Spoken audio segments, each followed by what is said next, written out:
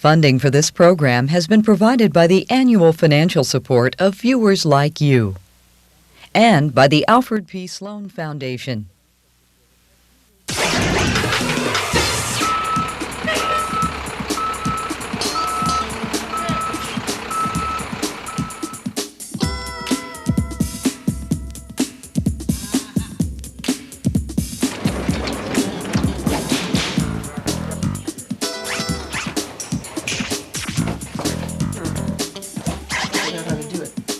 Remember Excite? By March 1997, after 3 years, they'd gone from hacking code in a garage to become an internet media company. Revenues from advertising were into the millions, and they'd outgrown office number 3. Time for another move.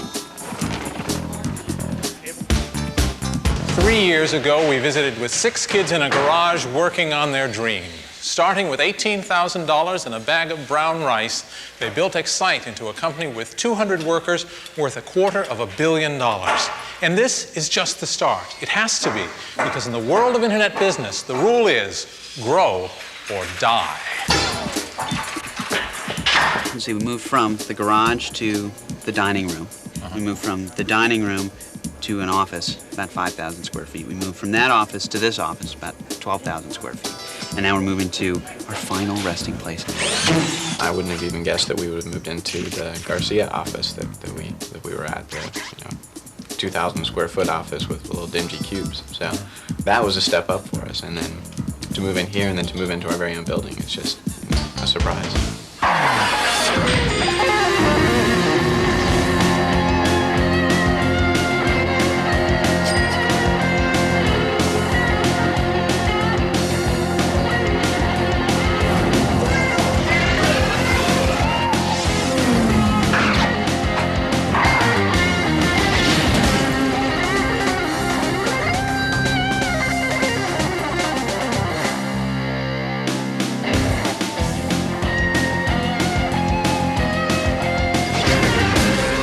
Excite is visible proof of the Internet's astonishing progress.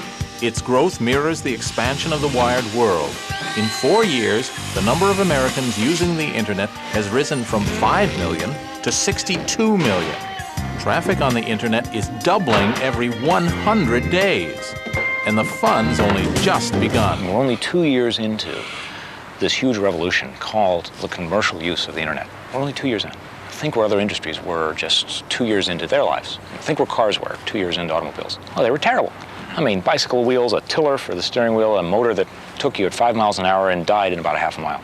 If you look back in history, past the scope of this program, past 1970, past 1900, back to when we were human beings in small tribes hunting and gathering.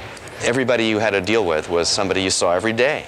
And we're a species that's based on communication with our entire tribe. And one thing that modern communication does is make it possible, again, for us to communicate with anybody in the world. Unlike the PC, it levers the top line. It helps us entertain and inform and educate and inspire and sell and make community, even make meaning out of life and out of death.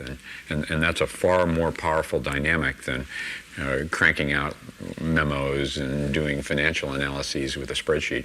Think of this as just a few milliseconds after the Big Bang. I mean, we only barely discern the fundamental laws of physics, the business models that are going to work.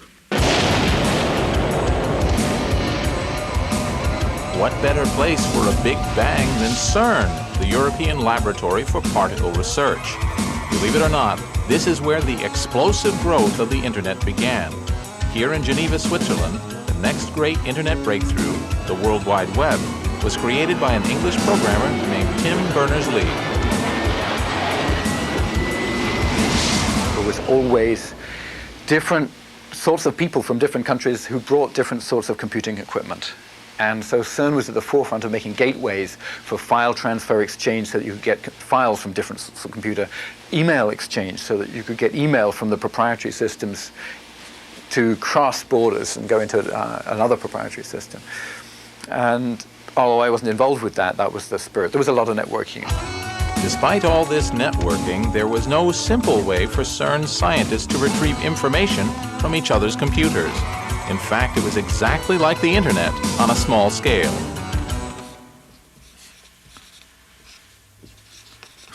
I'll be at this forever. What I'm trying to draw here is 160,000 computers in 800 different networks, all running different operating systems, different programming languages. It's a mess. And that was the situation faced by Tim Berners-Lee. He wanted to find a way to get information from this computer over here to this user over here. And the question was, how to get it? In fact, it was basically technically trivial to go and get it. It just happened that you had to be a guru of the highest degree to actually be able to navigate all the networks and figure out all the programs that you would come across on your way and know that, what commands to give them to actually get the data back. And the chances are when you got it back, you wouldn't be able to actually read it anyway because of all the incompatibilities. Started in October writing a program which I called World Wide Web. You're reading something, you could, if it's interesting and you've got write access to it, you could just highlight a phrase, hit a hotkey, Control-Shift-N, and it would bring up another window. Tim Berners-Lee's greatest achievement may have been giving an address to every bit of information on the Internet. You've seen these things. www.cringely.com. That's my web page, and this is the address called a Universal Resource Locator. Forget about that. The important thing is that you don't have to know about names of files, you don't have to know where this is, you just have to remember cringely.com, and you're there. By inventing HTTP, or Hypertext Transfer Protocol, Tim figured out how to embed an address under any word or picture you like. And then when you click on that word or icon, you automatically jump through the Internet to, say, the Cringely domain. Ah, there's a website for sore eyes. The power of a hypertext link is that it can link to absolutely anything. That's the fundamental concept. The fundamental idea was anything which was out there somewhere sitting on a computer disk where that computer was attached to a network, you ought to be able to give it an address, you ought to be able to make a link to it. The key insight that I think I credit Tim Berners-Lee with is the URL, the idea that there's a uniform resource locator that says I can point at any particular bit of information on the Internet. If I mean that you should go to this university, look in their FTP archive, look in their file archives, and download this picture of a Corvette and put it up on the screen, I now have a way of doing that. So that's why the characters HTTP/www have become as familiar as Coca-Cola. In fact, Tim's idea wasn't new. 20 years earlier, computer visionary Ted Nelson, author of the seminal hacker work Computer Lib, had proposed a global network. He called it Xanadu, a magic place of literary memory, after Coleridge's poem Kubla Khan. In Xanadu did Kubla Khan a stately pleasure dome decree, where Alph the sacred river ran through caverns measureless to man, down to a sacred sea. Xanadu was measureless too. It involved storing all the world's literature on databases and accessing it through links which Ted called hypertext, with an automatic system for paying royalties to authors whose work was used. But like Coleridge's vision, Nelson's Xanadu never saw the light of day. But Tim's invention did, and the World Wide Web turned a network for geeks into something everyone could use, though not everyone's pleased. Tim Berners-Lee figured out that the key was extreme simplicity. And that's very painful to me because, of course, now the Websters are trying to grapple with all the issues we were trying to solve in a single design at the beginning. And the World Wide Web is pretty awful. I mean, I dearly love Tim Berners-Lee, and I think he's a great guy and a wonderful idealist, and he just achieves wonderful things. But the unfortunate thing about the World Wide Web is just how messed up it is. Perhaps it's sour grapes, but at least Ted Nelson can claim the creation of hypertext. But does he? Hypertext is obvious.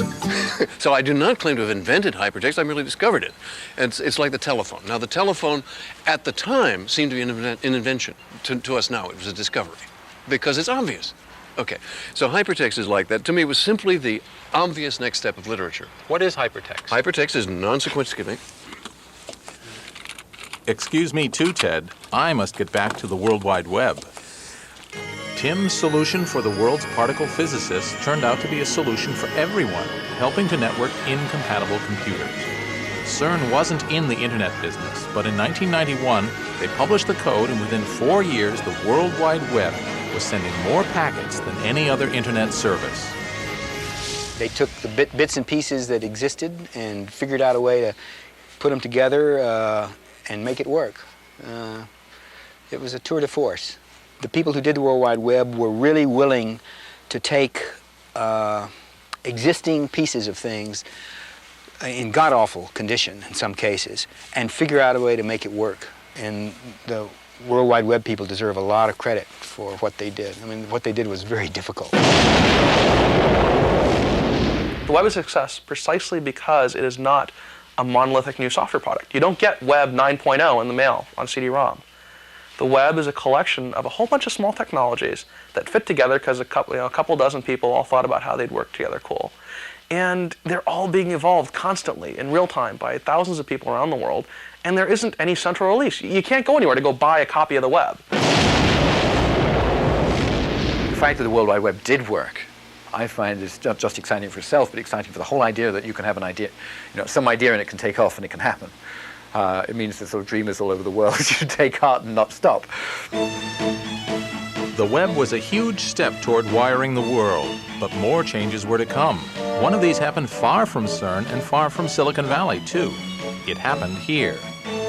U.S. government money made possible the ARPANET and the Internet. But there was a catch. There was no commerce allowed on the net. When this restriction was finally lifted, it wasn't Bill Gates or any of the other digital titans who turned the Internet into a commercial marketplace. No, it was the folks on the Hill, the custodians of capitalism. It was Uncle Sam. Roll the drums and sound the trumpets for the congressman from Virginia's fightin' 9th District, the Honorable Rick Boucher, who in 1992 amended a law. Here are the historic words which made all the difference. This future ubiquitous network for voice, video, and data communications of all kinds will connect homes, schools, and workplaces. It will constitute an essential ingredient for our future economic competitiveness and will open new worlds of information and services for all of the nation's citizens. This is Congress speak for you may now buy and sell things on the net. What made it easy to do so was one more software breakthrough. Time for another word from the Cringely Glossary of Geek.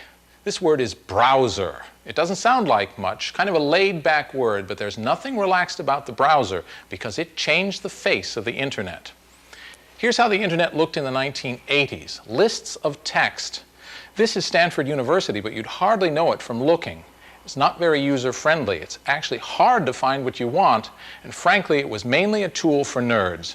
And then came this, an attractive, easy-to-use shop window, a gateway to the riches of the Internet. This is a browser. And just as the Mac made a PC into a computer my mother could love, the browser opened up the Internet to everyone. It was not at Stanford, but on a Midwestern campus that the second great innovation of 90s Internet technology took place. Here, a bright kid named Mark Andreessen was earning minimum wage at nights, writing code in a supercomputer center at the University of Illinois. His prototype browser was a piece of software called Mosaic. We ended up sort of in the middle of the night starting this project that we called Mosaic. What we were trying to do was just put sort of a human face on the Internet. The Internet at that point was a tool for researchers and scientists. For years, Bill Joy had been telling me that someday we'd back a 21-year-old kid who would write software that would change the world. And lo and behold, sitting in my office is this 23-year-old, not a kid. I mean, he's a very mature, hulking, young executive. And Mark said this software is going to change everything. For me, this whole thing started exploding with the invention of the browser, Mosaic, because suddenly the Internet was accessible to the average person through this rich graphical interface. You didn't have to know these arcane protocols. You didn't have to be a nerd anymore to access the Internet. Mosaic put a face to the web.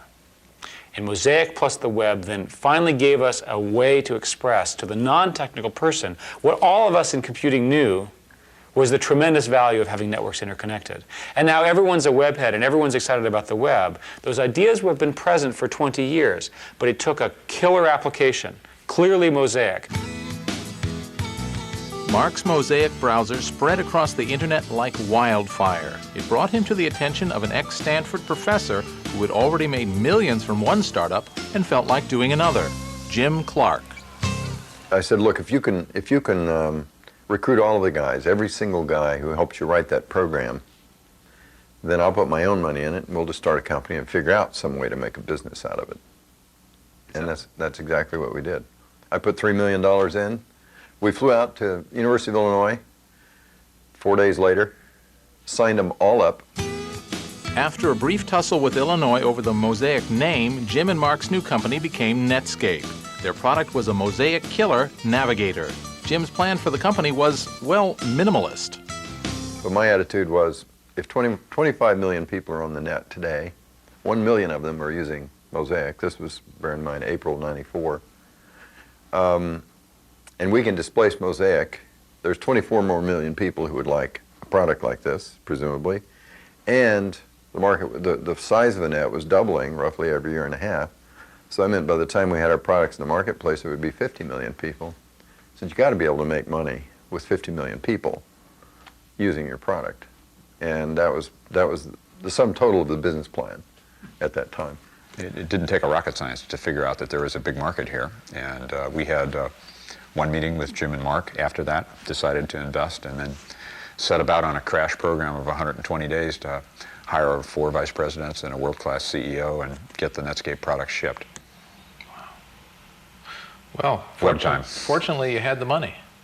Fortunately, I had the opportunity. The money was easy. It was knowing the opportunity and recruiting the people. Well, in about a year and a half's time, we had 65 million users, the most rapidly assimilated product in history. In other words, no one had ever achieved an install base of 65 million anything. In fact, I don't know if anyone had ever achieved that kind of install base in anything except perhaps Microsoft. So, and Beanie Babies. And Beanie Babies, okay.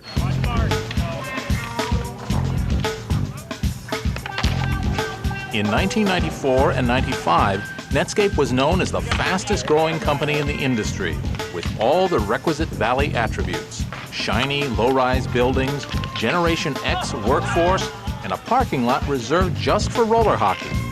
Today, they're famous for the fact that they're going head-to-head with Microsoft. The folks at Illinois did some clever work early on.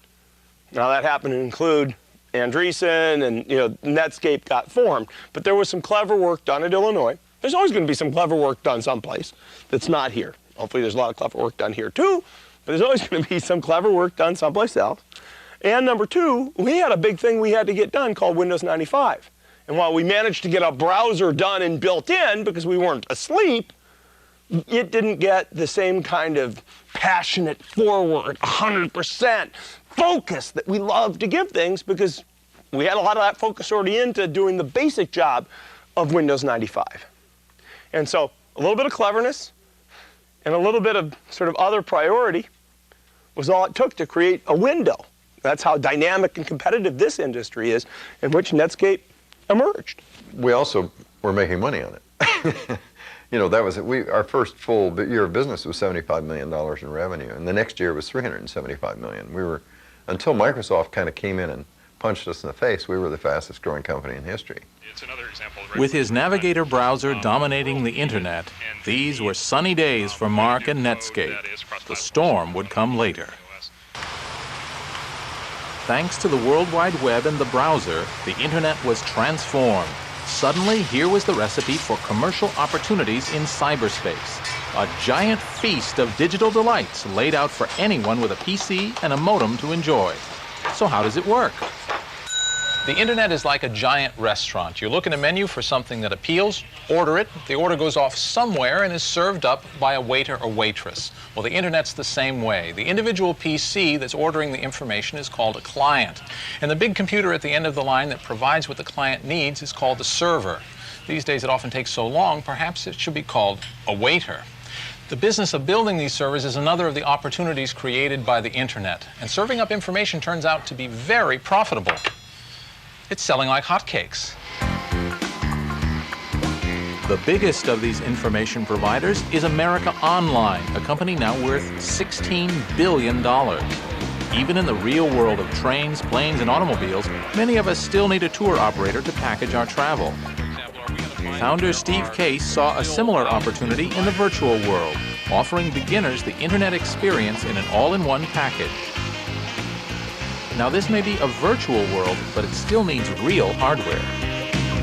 In all this talk of wiring the world, it's easy to forget that someone actually has to do the job of wiring it. And that's happening here at America Online's new data center in Virginia, where computers and routers and modems are going in that are going to give 10 million people access to the internet and beyond. Excuse me. Welcome. You've got mail.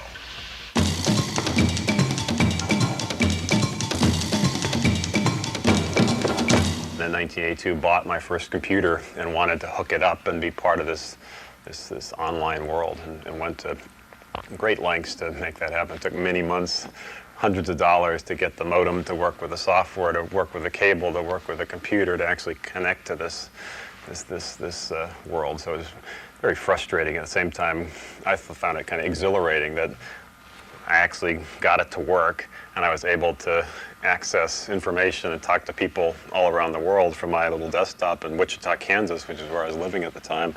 So I thought the whole thing was really quite magical. And the companies that are leaders in making that happen and popularizing that concept for a mainstream audience, I think are going to be very, very successful. And we'd like AOL to be in this new interactive world what AT&T was in the telephone business 100 years ago, or Microsoft has been more recently in the software business. There's a big opportunity here. Oddly enough, Microsoft wanted to be the Microsoft of the online market too. But for a change, Microsoft didn't succeed. The Microsoft network was our decision to get into the online service business. We thought that for people at home in particular, this would be explosive. And we very much believe that to this day. Electronic mail, staying in touch with your friends, seeing what's going on in the local community, getting up-to-date news, and having that be nicely packaged with chat sessions and neat new software features. We saw a market for that. Even I made a foray into this marketplace. Back in 1994, Apple Computer created an online consumer service called eWorld. One of its notable attractions was the columnist Robert X. Cringely. At the time, I made this bold statement. So my job on eWorld is to create controversy and therefore get a lot of people talking over the electronic back fence. Impressive. eWorld went belly up, though Apple fights on. And me? Why do you think I'm schmoozing with the guy who runs America Online? He has 10 million subscribers already, but 80% of Americans aren't wired. That's what I'd call an opportunity. There are more users, more websites, and more data sources joining the internet every day. Plenty brings its problems. The more places you have to look for information, the harder it is to find what you want. We need help, so people have invented tools for the job. Search engine, another word invented for the internet. The World Wide Web is an enormous collection of database libraries that hold information rather than books. The problem is, how do you find what you want to know in that mass of information? Well, librarians cracked that problem years ago. They invented the catalog. Rather than look individually through all those books, I can find what I want by searching this card catalog. On the internet, the same thing is accomplished by a search engine. It continually catalogs and indexes every word in all those databases. So if you want to know about, say, the career of Arnold Schwarzenegger, go to the search engine, it searches its index, and presto, there's everything you ever wanted to know about Arnie. And a lot you didn't.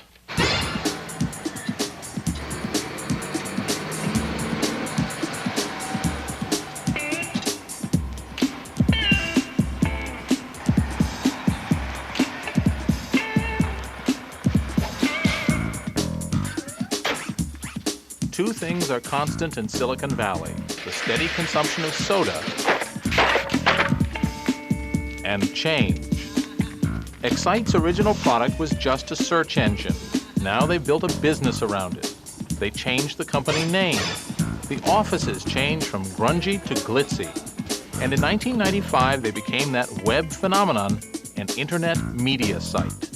A cross between an electronic newspaper and a cable network, funded by advertising. We call ourselves publishing on steroids. So devoid of print, paper, and ink, we do what a publisher does or a cable provider does. We aggregate consumers around our programming, and then we sell that demographic back to advertisers. The different ways to make money in the internet are just beginning to emerge. For Excite, the model is a media channel with content to attract me and advertising to catch my eye while I'm there. But there are other ways. Pay-per-view, mail order shopping of every kind, games, auctions, and services with no earthly parallel. They're all putting their faith in a new medium to deliver the big payoff. Every time a new visual medium is invented, one application drives the market. This was true for still photography, true for motion pictures, it was especially true for VCRs, and it's true for the World Wide Web. I'm talking about sex. Sex sells, but there is a market for it, and it's true capitalism. If there's a market for it, it will be filled, and it's legal, and there's nothing wrong with it. In the beginning of this industry, like other industries, people are willing to pay for adult content. The home video cassette industry is a prime example. Initially, people were paying several $1,000s back in the 70s for machines to go home and basically watch adult content. As part of this job, of course, you have to type. Is there a typing speed requirement? No, you know, you want to have your nails manicured and everything, and nails do slip a lot on the keyboard. Sure. But as long as you just, like, simple things like, hi, how are you, babe? You know? And you could just put R, you. You don't have to put the whole word down. Sure. And then most of the time you're saying, oh, yeah, baby. So you go, oh, then you go, oh, baby. Does your mom know the work you do? Yeah, actually she does.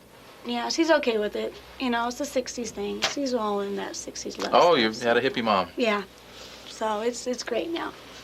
Cool. Grandma, on the other hand, would not understand. But then anything with computers, oh, honey, you're moving up in the world. And computers, that computer thing, that's going far, that's futures in computers. So as long as I tell them about computers, it's fine. It didn't take long for the advertising industry to notice the growing number of eyeballs staring at websites, or for website operators to start selling those eyeballs to the advertisers. In 1999, online advertising revenue will reach $2 billion, and it's been doubling each year. How about advertising? Well, people say, what a puny number. The software industry only had $300 million in advertising for that internet companies that were supported by advertising. Well, I say, like, yo, a year before that we had 0. Now we had 300. This March we had 57 million. Who thought we would own advertising? Advertising is the most frequent form of money-making for us, and we have enough people coming to our various online sites that advertisers are interested.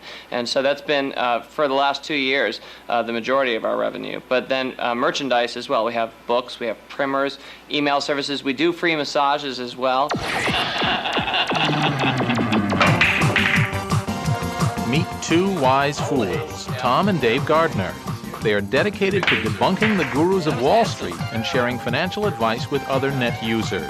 The Motley Fool's an archetypal web service, irreverent, inclusive, and informed, and growing like crazy. In the internet, things change every 3 months. You just can't possibly prepare. If a typical company grows about 10% a year, we're growing about 15% a month. That means each month feels like a year. And if you saw Dave, he was about 1.5 feet taller about a year ago. I was a fetching fella back then. The Motley Fool today is a media company whose mission is to teach people how to invest their own money. We have 600,000 households coming to the Motley Fool every month. Building communities where people can aggregate ideas. Let's say we put 100,000 people together in a block that are going to buy insurance or they're going to buy mutual funds. If we can package them together, have everyone work together, we're going to be able to cut prices significantly. And that's the beauty of going online, of being online. You have a voice. Everyone has their little publishing house right there in their home. Everybody has ideas to share. What makes a good fool? A fool is someone who thinks for herself, somebody who is willing to roll up his sleeves and make his own decisions. One size fits all, actually. Yeah. Oh, There, my reputation precedes me. Nothing foolish about saving money on groceries. A website called Planet U sends your grocery coupons direct to the checkout, replacing bulk mail and saving trees all at once. The idea came from hyper-nerd Christine Comerford. The key concept is eating. If you don't eat, you're dead, okay? So how about taking the most basic thing that we all have to do, right, and bringing those packaged goods, the people who promote this salsa, whatever, wheat thins, okay, bringing those people to advertise on the net, because you've got to buy paper towels anyway. See, the thing is, 325 billion coupons are distributed in the USA annually. 2% are redeemed. Only 2%? 2%, yes. 98%, all right, end up in the rubbish or in the recycling. It is totally ineffective. So once you grab your Planet U promotions, either from a partner website or from the Planet U website, you can then say, I want my promotions mailed to me, or I want my promotions delivered to the store that I shop at. Aha. So you can deliver them to the point of sale system. You walk in, you identify yourself by swiping whatever card you set up as your ID, all right? And then, ka-ching, the register receipt has a deduction.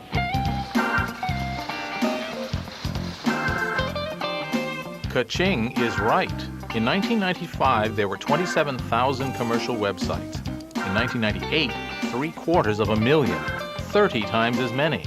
Mail order is becoming email order, and you don't have to dress up to go shopping. In fact, you don't have to dress at all. In terms of infrastructure costs, buying underwear in your underwear is hard to beat. And if you buy the same underwear, you know exactly what the product is. You don't have to look at it. You buy Munsingwear 34s or whatever, kangaroo pouch, 12 pair. Please mail it to my house. There's this very American temptation to use the internet to sell things. But what to sell? Well, everyone on the net can already read and write. So the first big commercial success is using digital technology to push that most analog of products, the printed word. But this is not Gutenberg being replaced by the World Wide Web. It's Gutenberg enhanced, using modern technology to sell books. Lots and lots of books.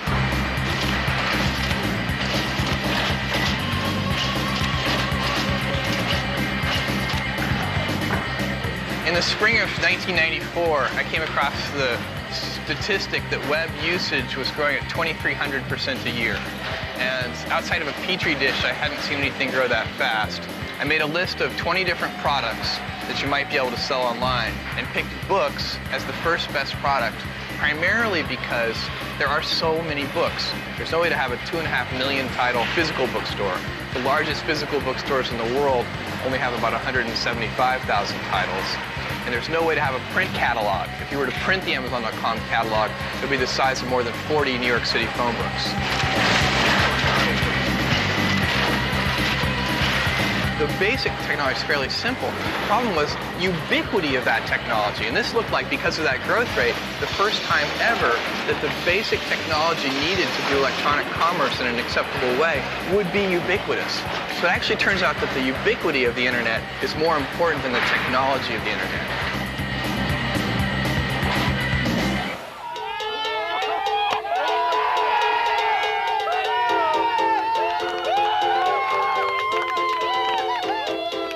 The internet is creating the biggest Californian job boom since the gold rush. And America is running out of homegrown engineers. But the language of the internet is English. So wherever you come from, if you're a decent programmer and speak English, apply here. The sound of leather on willow. It's a cricket game, but we're not in England. We're in Santa Clara County, the most heavily wired and networked community in the world. The Valley employs thousands of Indian-born engineers who bring with them not only their programming skills and their engineering degrees, but also their cricket balls and bats. Sunshine and a field to play is all we ask for. Since there's this big boom in America, in Silicon Valley here, which require a whole bunch of engineers to come all the way from India, we make the big trip up to America to work, and then we come here and find out that there's cricket being played. India is the second largest country with the number of engineers after the United States in the whole world. So I think that is a factor. And the second thing is because it's an English-based system, it's a lot easier for people to come from India and integrate and do business in the United States. With the arrival of the internet, companies here can now fill their job vacancies with skilled Indian engineers who don't have to leave India. Could be bad news for the local cricket scene. I work in an industry where there's zero unemployment. You can't get skilled labor at any price. So we're scouring the world market to get programmers. The quality of the people is astonishing. The loyalty of the people and the work ethic, the quality of their English. I mean, everything just blew us away. We just had a fabulous experience in Bangalore, and we're expanding our operations there very, very rapidly.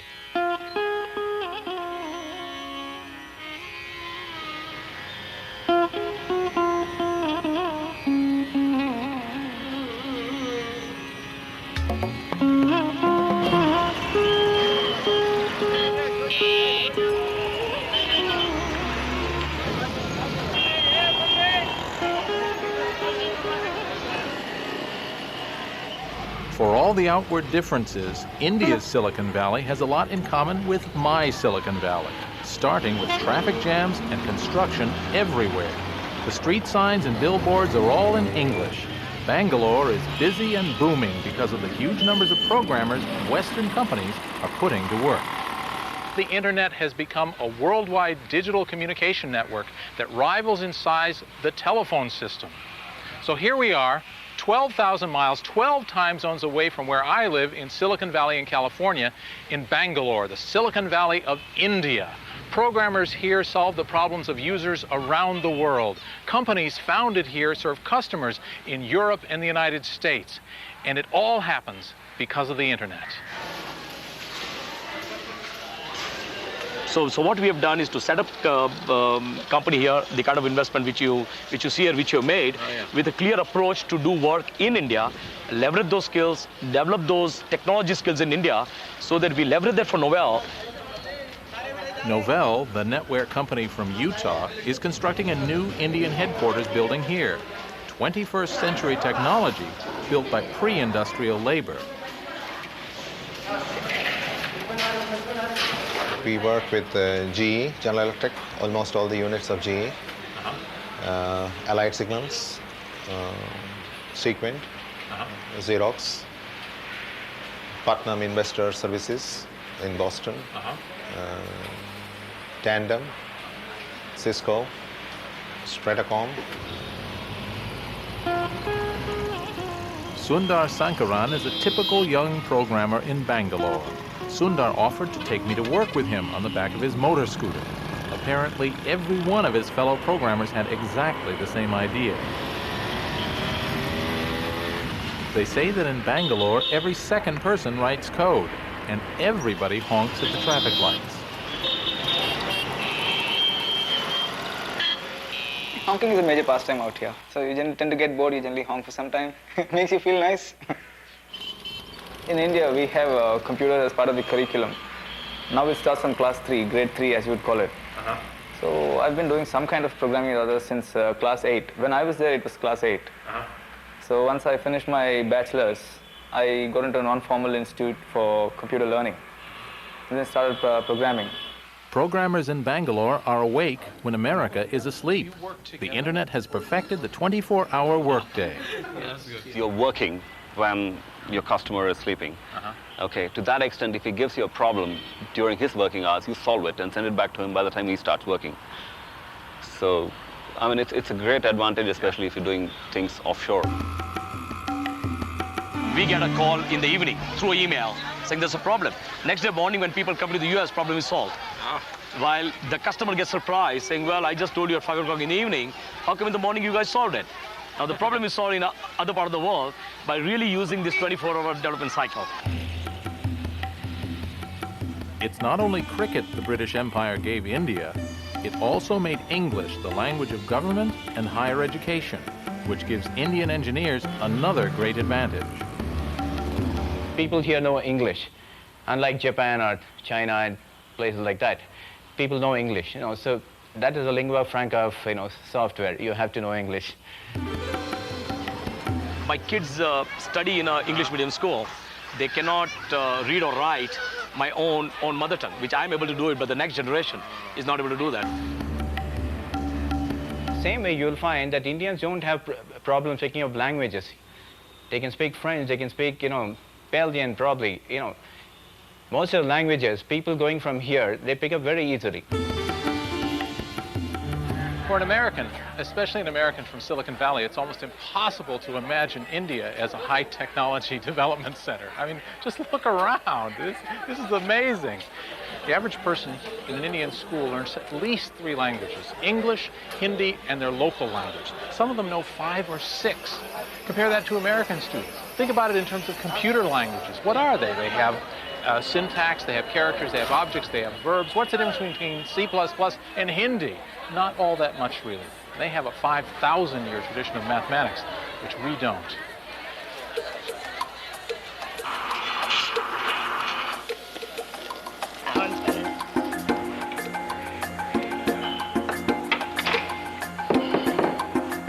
After the World Wide Web and the browser, there's a third breakout invention that's driving the expansion of the web lifestyle. It's called Java, a network programming language named after the Valley's favorite fuel. Like the others, it's helped make the internet easier to use for anyone, anywhere, and with any kind of computer. Because the internet grew in such a haphazard way, the computers on it use many different programming languages. This wasn't a problem when the networks were separate, but when the World Wide Web made it possible for them to communicate, there had to be a way to make it easy. A guy named James Gosling came up with the answer. He invented a language that would run the same on any computer. One size fitted all, which was good for business. And like everything else on the internet, it had a strange name, Java. Maybe he drank too much coffee while working on his invention. Better than naming it Budweiser. One of the most brilliant programmers on the planet, Bill Joy calls him the greatest programmer in the world, came into my office one day because I'd heard he was upset. And I said, James Gosling, what's the matter? Why aren't you happy? This was like in the early 90s. And he says, I'm tired of dealing with all this old legacy computer environment. It's just, for a great programmer, it's kind of like trying to fly by flapping your wings. And he said, I want to go out and create a new environment. It was conceived way back in 1990-91 timeframe by a few engineers at Sun Microsystems who wanted to create a better world in terms of software delivery, software deployment. And they were imagining consumers being plugged into this networked world. What they didn't realize at the time was it was the internet. It was going to be the internet. What's Java? I mean, Java is a building material. I mean, it's like concrete. It's something that you can use to build software out of. But it's a material that's got some pretty different properties. The one that has sort of gotten the most airtime that most people hear about is write once, run anywhere, or being architecture neutral, where you can sort of write a program once and it will actually run on different machines. And it can rove across the network. And I said, hey, I don't care what you want to do. Whoever you want to do it, whenever, however long, with whoever, for as much money, I'll set you up in a room, I'll give you all the raw meat and Jolt Cola and potato chips you want, anything you need, for as long as you want, just go do something great. He said, really? I said, yeah, now get out of here. So he went off, we set him up in downtown Palo Alto, and they started hiring a bunch of really great people, and they, it was kind of like Groundhog Day. They'd come out every now and then, they'd look around, and I'd look and see what they had, and I go, I don't get it. And they go, okay, so they'd go back in. Certainly early on, I don't think Scott had a good idea what it was about or what it was for. It was sort of this group of, rabble-rousers off in the corner doing something really odd that he didn't know how it related to their main business.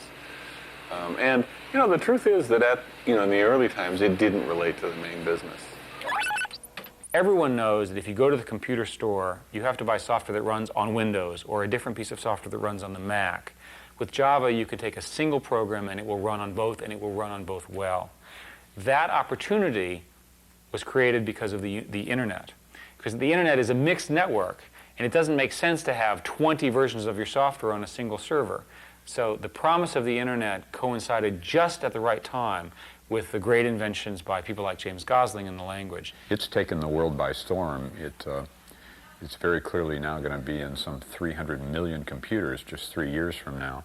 I think there's 200 books on the market right now on Java, 4 million programmers programming in it, and it's only 700 days old. So that's phenomenal. I've done many things that have gotten very popular, but amongst a very sort of nerdy community. Because the kind of stuff I do is stuff that I have no idea how to explain it to my mom. Or even explain, you know, even at a high level why it's interesting to my mom. And so it tends to stay in a fairly closed community. And to have something that has touched people's everyday lives surprised me.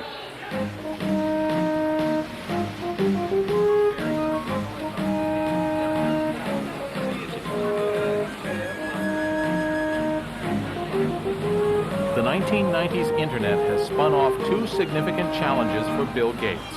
Both Netscape's browser and Sun's programming language Java were not invented at Microsoft.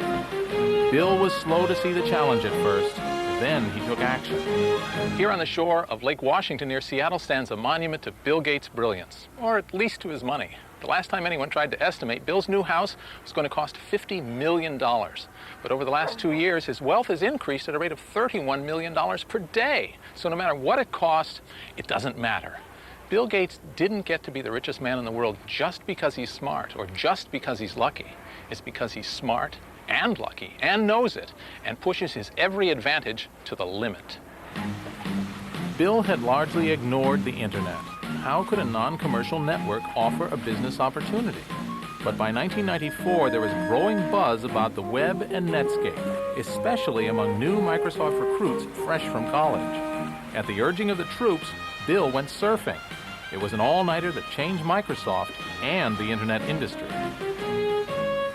Bill went down to his place on the Hood Canal, and with instructions on how to get on and what to go look for, and he got on and started looking around and then started just going from site to site, and I think eventually spent the greater part of all night on the net and came back and had a meeting and described the experience and said that he was kind of blown away with just how much was really there. Well, we always assumed that Microsoft would be our biggest enemy because they would have to turn their attention to this. We got lucky for a while in that they weren't paying attention. There were people inside Microsoft who knew what Microsoft should do to respond to us, but the management team at Microsoft was sort of almost willfully ignoring what was happening. Gates is a smart guy. Unlike the management of IBM in the middle 80s, Bill Gates is awake and functioning, and he noticed that the Internet was not going to be ignored. He tried to ignore it briefly, and then he saw it wasn't, quickly he saw, in time he saw that it wasn't going to be ignorable. What Bill Gates did was turn an industry supertanker on a dime.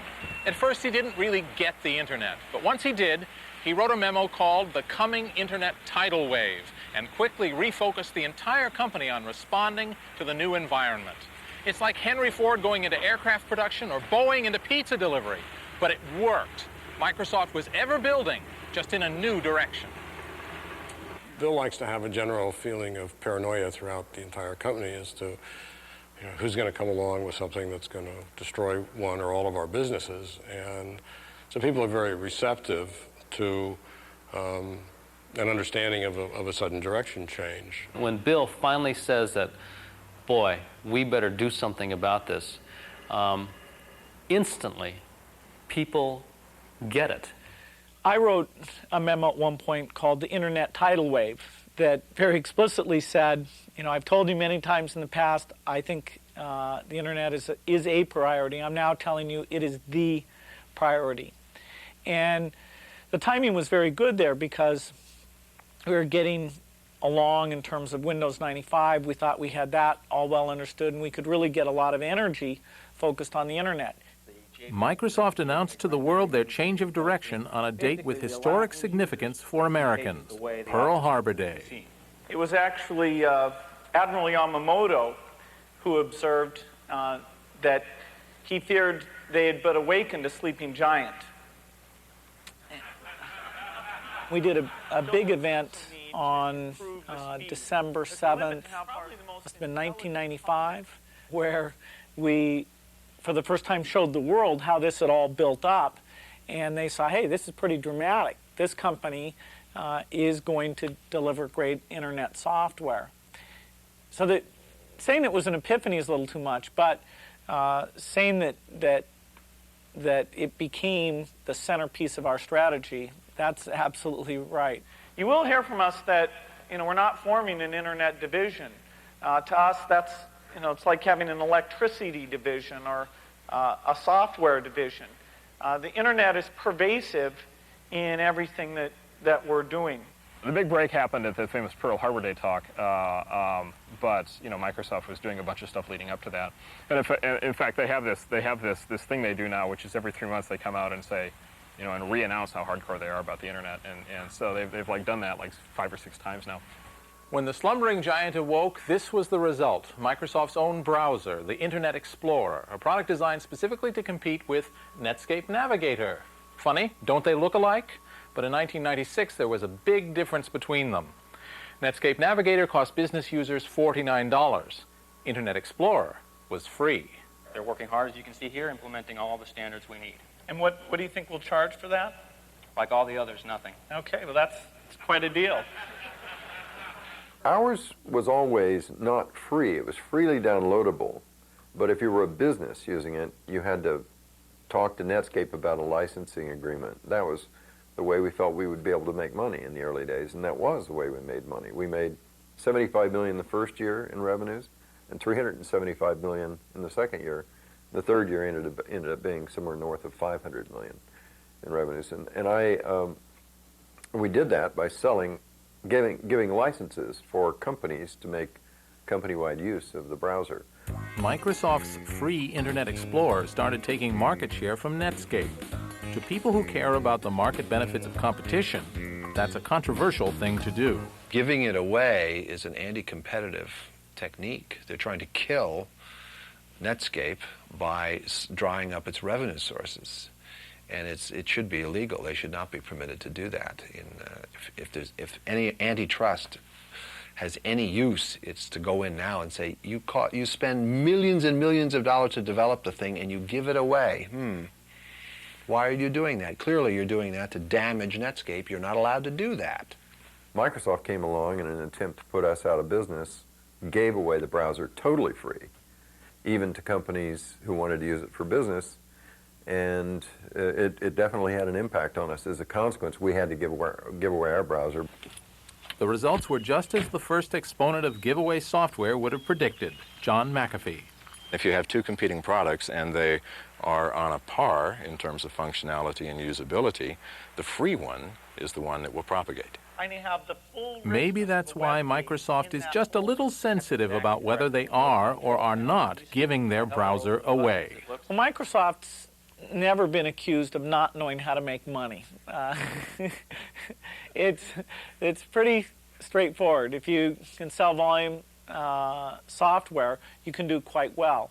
Now, in order to keep Windows very strong, we felt having a free browser that promoted our extensions as well as providing all the power of all the other standards, that was critical to our strategy.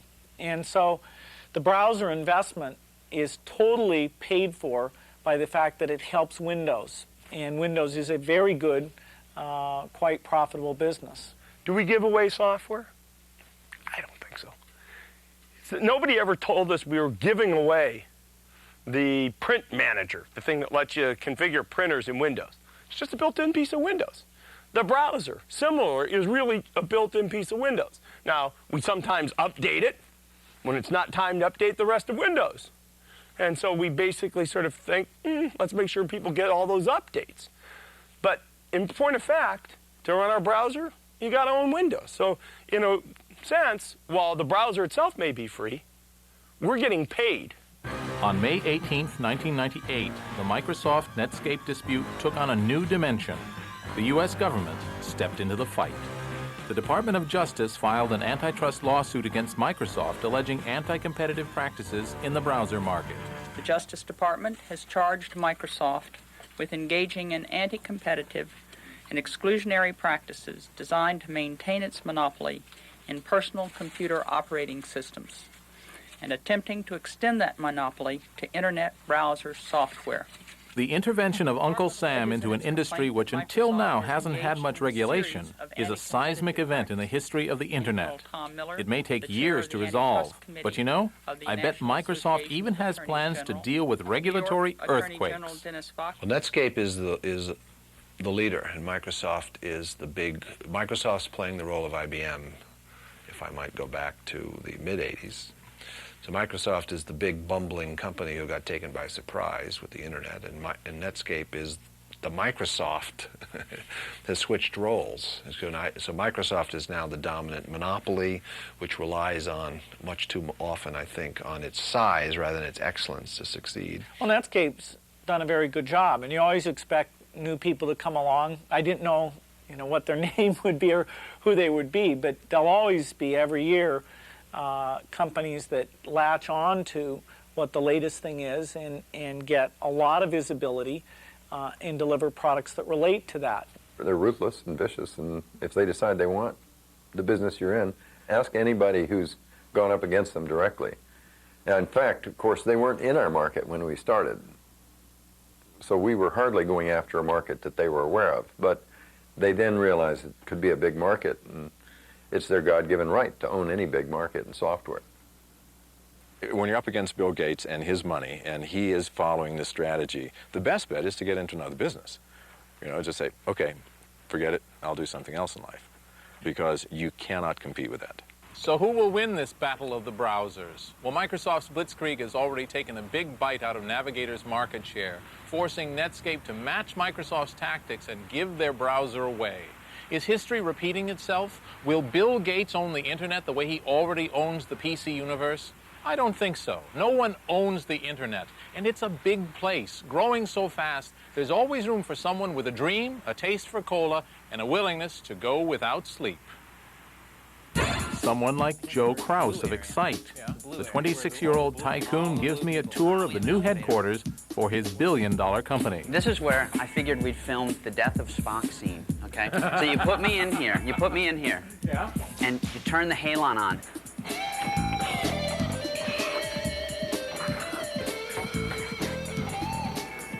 The last mind meld. Tell my wife I love her. It's a new show. It's a show every 90 minutes. I'm like Shamu. Hey, you brought with you the alien baby. This is leaking. Security level 10. We've I like the garage you like door. the garage door? You I think started that's in a the nice garage, touch. now you have a garage This door. conference room is actually called the garage, right? So we figure sort of hark back to our roots here in the garage. This is for executive caliber meetings. He dons the bolt. The first time we were with you guys was, 94? Right? 3 years ago. 94 in another garage. And I had a sense at that time, just a little sense, that you basically had no idea what you were, up against. That hasn't changed. Just looking around me and saying, wow, we have all these fantastically dynamic people that we're working with, and this company exists here because of us, because of something that we started, and that's insanely gratifying. I was sort of listening to myself talk about this and think, wow, are we really successful at this point? Have we really gotten that big so that now I'm telling small startup companies how to do the same thing? Because I think that the remembering back to the garage helps keep you paranoid, because you realize how quickly things can go from garage to something like this. And I think we all feel extremely proud and happy and of what's been accomplished. But I think that it sort of reminds you that just as easily as you can make it here, you can make it back to the garage. This is the Silicon Valley fairy tale, and there are thousands more little gangs of dreamers eating burritos and working all night to make their fortunes in the wired world, so they could celebrate one day with a trip to Hawaii. We had all said at some point, the 6 founders were all going to take a trip to Hawaii, and it always was sort of, well, when we accomplish the next thing. And when we accomplish the next thing, we'll do it. So when we get our funding, we'll do it. We got the funding, we didn't do it. When we get our strategic round of financing, we'll do it, and we didn't do that. When we get this deal, we'll do it, and we didn't do it. We're in Hawaii.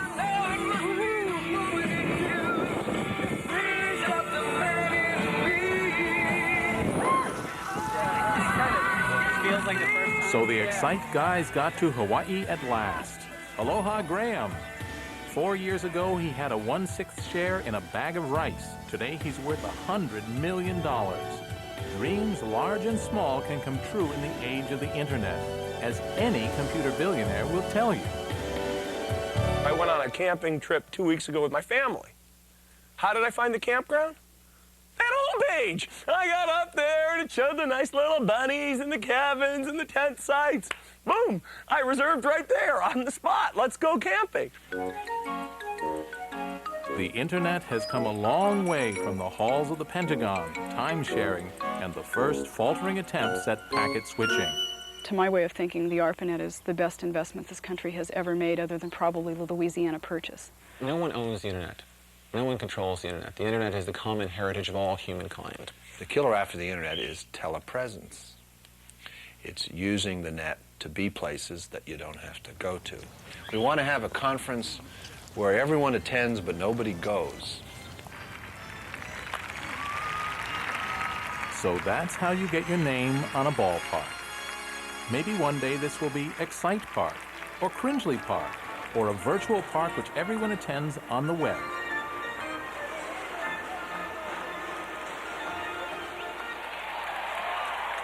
But for peanuts and Cracker Jack and that authentic sunburn up in the bleachers, I guess you just have to be there.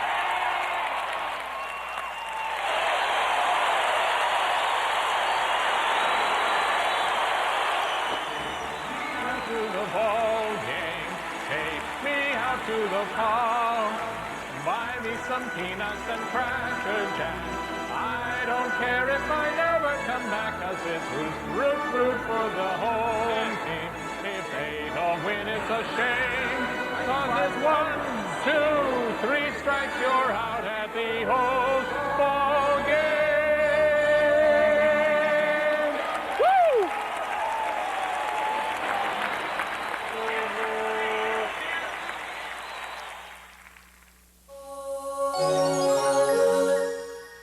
Funding for this program has been provided by the annual financial support of viewers like you and by the Alfred P. Sloan Foundation.